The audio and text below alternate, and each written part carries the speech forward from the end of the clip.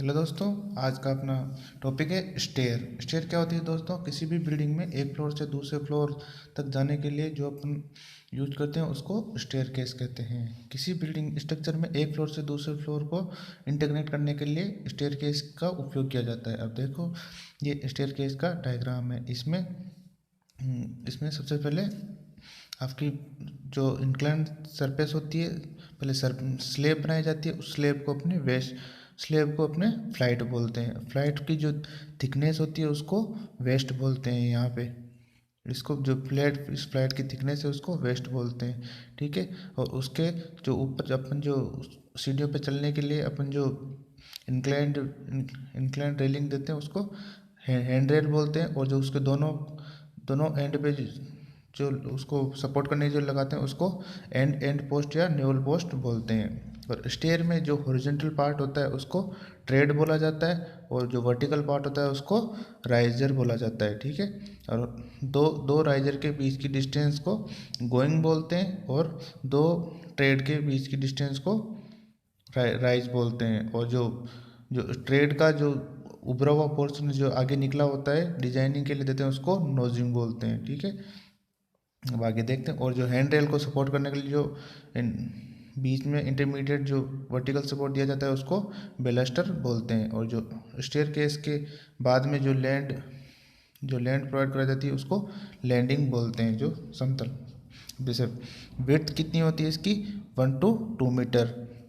और residential building होती है तो उसमें ट्रेड की जो साइज़ होती है वो 250 से 300 mm की होती है, और राइज की जो साइज़ होती है वो 150 to 180 mm होती है। जो और पब्लिक बिल्डिंग्स होती है उसमें ट्रेड की साइज़ 250 से 300 mm, और जो राइजर की होती है वो 120 से 150 mm तक की होती है। अब अपन मिनिमम स्टेप कितनी ले सकते हैं और मैक्सिमम कितनी लेते हैं? तो आपकी एक इस फ्लाइट में 3 से 12 तक की स्टेयर ले सकते हैं। मिनिमम 3 स्टेयर या फिर मैक्सिमम 12 स्टेयर ले सकते हैं। T+2R मतलब एक ट्रेड प्लस दो राइजर की वैल्यू 500 mm होनी चाहिए, या फिर T×2R ट्रेड इंटू राइजर की वैल्यू 40,000 to 42,000 होनी चाहिए। अब live load on staircase considered 3 to 5 kilo newton per metre square. Live load जो स्टेयर केस का लाइव लोड होना चाहिए वो 3 से 5 kilo newton per metre square होना चाहिए। अब देखना ये for 1 metre effective horizontal length of stair, जो 1 metre effective horizontal length of stair का कितनी is equal to √r rise square plus tread का स्क्वायर अपॉन में ट्रेड इंटू में W जो उसका वेट होगा वो। अब load on slab per metre width of stair in plan will be 25 × D into में √T² प्लस R² अपॉन में T। अब देखते हैं ट्रेड क्या होता है। स्टेयर केस में किसी स्टेप को हॉरिजॉन्टल मेंबर ट्रेड कहलाता है। राइजर क्या होता है? स्टेयर केस में किसी स्टेप का वर्टिकल मेंबर राइजर कहलाता है। गोइंग स्टेयर केस में horizontal distance between two consecutive riser is called going. तो स्टेयर केस में दो राइजर के बीच की डिस्टेंस, ये देखो, एक राइजर ये, इनके बीच की डिस्टेंस को गोइंग बोलते हैं। एक ट्रेड ये, दूसरा ट्रेड ये, इनके बीच की डिस्टेंस को राइज बोलते हैं।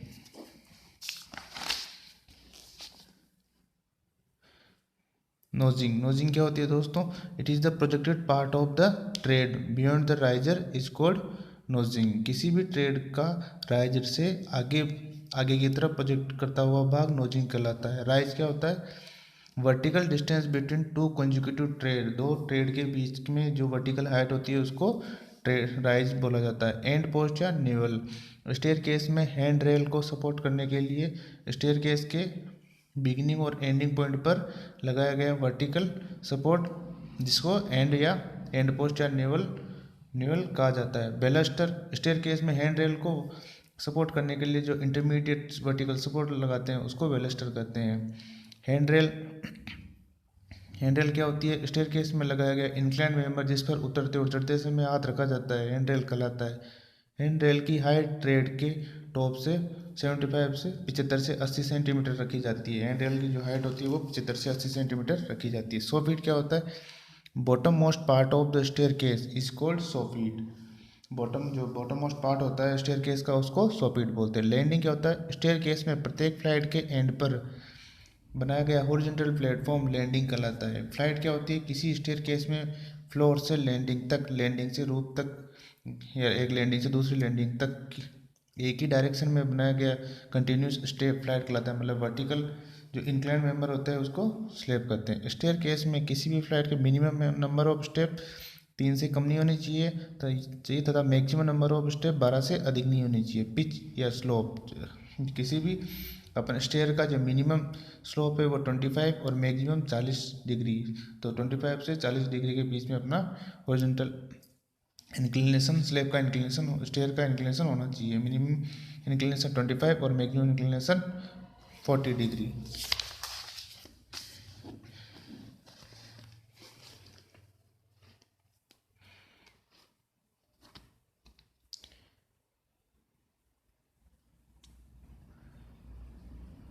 फ्लायर, फ्लायर क्या होता है, स्टेयर केस में लगाए गए सभी रेक्टेंगल शेप के स्टेप फ्लायर कहलाते हैं।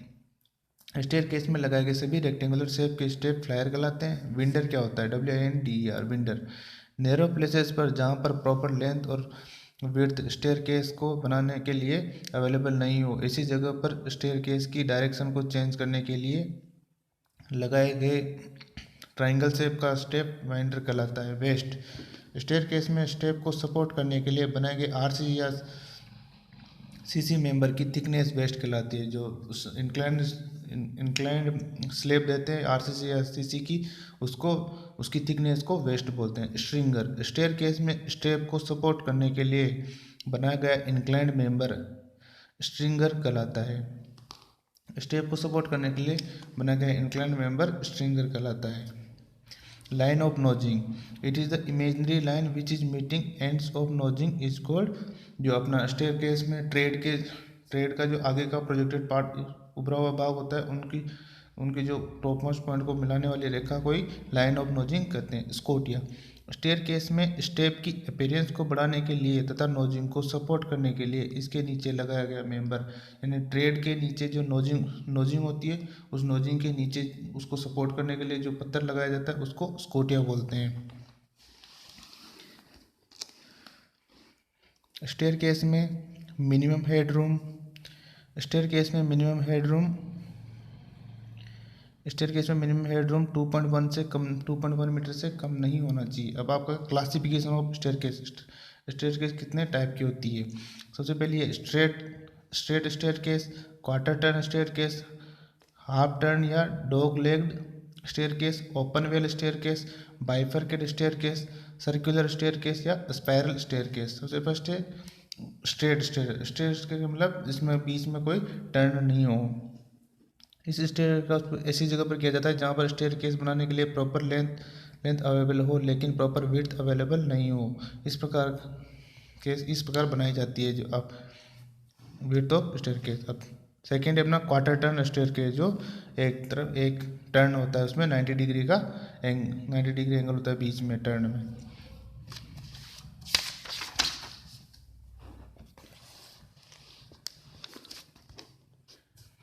ऐसी स्टेयर केस जिसमें दो फ्लाइट एक दूसरे के राइट एंगल पर 90 डिग्री हो, क्वार्टर टर्न स्टेयर केस कहलाती है। हाफ टर्न स्टेयर केस, इस स्टेयर केस में मतलब इस स्टेयर केस को डॉग लेग्ड स्टेयर केस के नाम से भी जाना जाता है। और इस स्टेयर केस में दो फ्लाइट एक दूसरे के अपोजिट डायरेक्शन में 180 डिग्री पर रन करती है। स्टेयर केस सबसे ज़्यादा पॉपुलर और रेजिडेंशियल और पब्लिक बिल्डिंग में इसी स्टेयर केस का यूज़ किया जाता है। ये देखो दोस्तों, इसमें दोनों स्टेयर एक दूसरे के अपोजिट है 180 डिग्री एंगल पर। अब स्टेयर केस ऐसी जगह पर बनाई जाती है जहाँ पर प्रॉपर विड्थ अवेलेबल हो। अब minimum width of landing, staircase में लैंडिंग की मिनिमम विड्थ स्टेयर केस की विड्थ से कम नहीं होनी चाहिए। Minimum width of landing should not less than width of the staircase. जो लैंडिंग की विड्थ है वो स्टेयर केस की विड्थ से कम नहीं होनी चाहिए।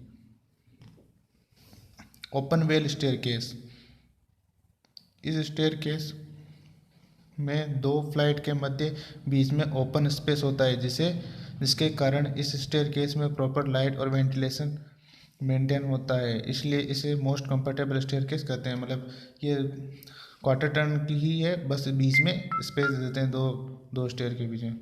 बाइफर्केट स्टेयरकेस, इस प्रकार की स्टेयरकेस में लैंडिंग तक केवल एक ही फ्लाइट जाती है और लैंडिंग पर जाकर एक से अधिक फ्लाइट में बढ़ जाती है, इसे बाइफर्केट स्टेयरकेस कहते हैं। 6 है सर्कुलर स्टेयरकेस, इस प्रकार की staircase normally water tank, service reservoir आदि के चारों तरफ बनाई जाती है और इनके सभी स्टेप वाइंडर होती है।